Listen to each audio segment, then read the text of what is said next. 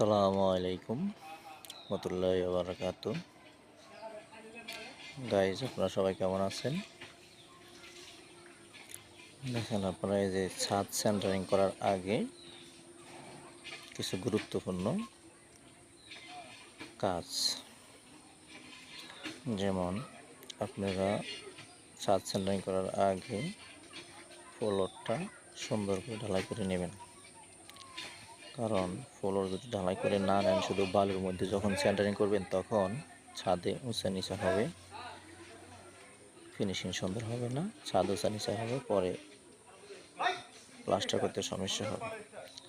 আর অবশ্যই ছাদ ফ্লোর ঢালাই করার আগে আপনারা এই যে স্যানিটারি লাইনগুলো ফ্লোর থেকে টানে বাইর করে রাখবেন, নাহলে পরে ফ্লোর কাইটে রড কাইটে করতে হবে।